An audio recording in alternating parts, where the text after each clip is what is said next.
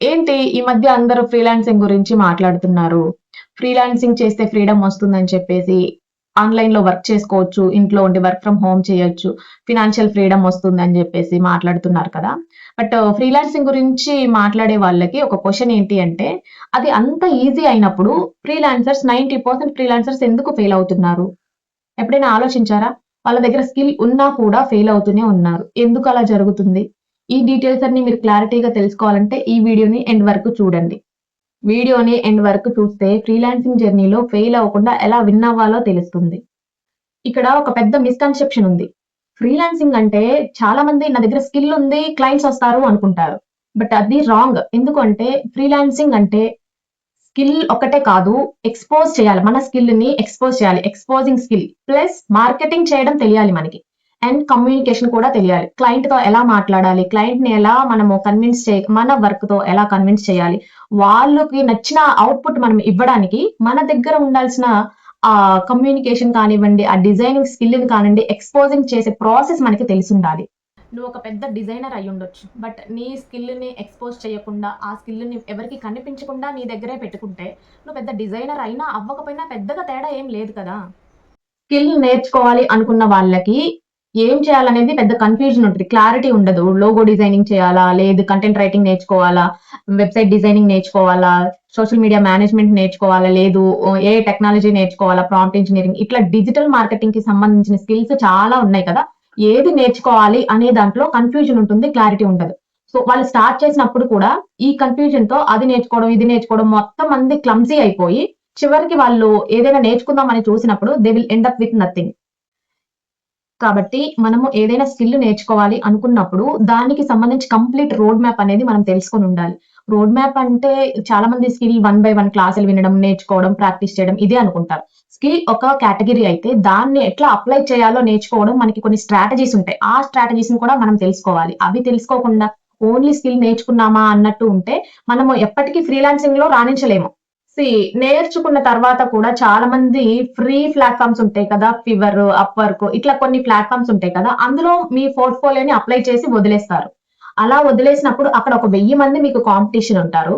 మీరు communication skill లేకుండా, marketing strategies లేకుండా, ఒక స్ట్రాటజీని ఫాలో అవ్వకుండా, కంప్లీట్ రోడ్ మ్యాప్ అనేది మీకు తెలియకుండా, మీ పోర్ట్‌ఫోలియో ఒక్కటి అక్కడ పెట్టి వదిలేస్తే మీకొచ్చిన 1000 కాంపిటీషన్ ఎవరైతే ఉన్నారో వాళ్ళు విన్ అవుతారు కానీ మీరెలా విన్ అవుతారు? కదా! ఇక్కడ కన్సిస్టెన్సీ మిస్ అవుతుంది. కన్సిస్టెన్సీ మిస్ అయినప్పుడు ఏమవుతుందంటే, ఒక 2 డేస్ చేస్తారు, ట్రై చేస్తారు, మీకు రెస్పాన్స్ ఉండదు, వదిలేస్తారు. వదిలేసినప్పుడు ఏమవుతుంది మనం సక్సెస్ అవ్వలేం కదా! సో, కన్సిస్టెన్సీ కూడా చాలా important. Freelancing is not a magic అండి. It is process. ఒక ప్రాసెస్‌లో వెళ్ళాలి. ఆ ప్రాసెస్ అనేది కంప్లీట్ చేసుకుంటేనే మనకి ఫ్రీలాన్సింగ్‌లో రాణించగలుగుతాం. బట్ ఈ ట్రూత్ తెలియకుండా చాలా మంది స్కిల్లే కదా! నేర్పిస్తారు కదా! నేర్చుకుందాం తెలుగులోనే కదా! నేర్చుకున్న తర్వాత మనకి డబ్బులొస్తాయి. ఆ భ్రమలో ఉంటారు. సో, దయచేసి అలాంటి వీడియోస్‌కి చెక్ పెట్టేయండి. ట్రూత్ ఏంటి అనేది తెలుసుకోండి. మీరు స్కిల్ నేర్చుకున్నారు. మీకొక ప్రాజెక్ట్ వచ్చింది అనుకుందాం. సో, ఆ క్లయింట్‌ని మీరెలా డీల్ చేస్తారు? ఆ క్లయింట్‌తో మీరెలా కమ్యూనికేట్ చేస్తారు? ఆ క్లయింట్‌కి కావాల్సిన ఔట్‌పుట్‌ని మీ స్కిల్‌తో మీరెలా తీసుకొస్తారు అనేది అతనికి ఎక్స్‌ప్లెయిన్ చేయాలి. అవునా? సో, చాలా మంది భయపడుతూ మాట్లాడుతూ ఉంటారు. వాళ్ళ దగ్గర ఎంత మంచి స్కిల్ ఉన్నా సరే. అలాంటప్పుడు ఏమవుతుంది అంటే, సరిగ్గా మాట్లాడడానికే భయపడుతున్నారు. నాకు వర్క్ ఏం చేస్తారు? మీ లోపల ఉన్న స్కిల్ వాళ్ళకి తెలీదు.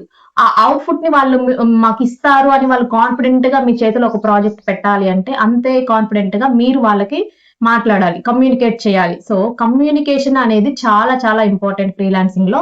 చాలా మంది ఏం చేస్తూ ఉంటారంటే, నేను ఫేస్ చూపించలేను సోషల్ మీడియాలో అని చెప్పేసి సోషల్ మీడియా వాడకుండా ఉండడము, యూట్యూబ్, ఇన్‌స్టాగ్రామ్ ఇట్లా వాడకుండా ఇలా ఫివర్, అప్‌వర్క్ ఇట్లాంటి ఫ్రీ ప్లాట్‌ఫార్మ్స్‌లో పోర్ట్‌ఫోలియో పెట్టి వదిలేస్తారు. దానివల్ల మన కాంపిటీటర్స్ ఎవరైతే ఉన్నారో వాళ్ళు స్కిల్ నేర్చుకుంటారు. వాళ్ళ స్కిల్‌ని వాళ్ళు ఎక్స్‌పోజ్ చేసుకుంటారు.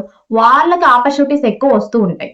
సో, గమనించండి మనం ఏదైనా షాప్‌కి వెళ్తాము. షాప్‌కి వెళ్లి మనం ఒక ప్రొడక్ట్‌ని కొనుక్కోవాలి అనుకున్నప్పుడు సేల్స్ పర్సన్ ఎవరైతే మనకు సేల్ చేస్తున్నారో ఆబ్వియస్‌లీ మనం వెళ్తాము. వాళ్ళతో మాట్లాడతాము.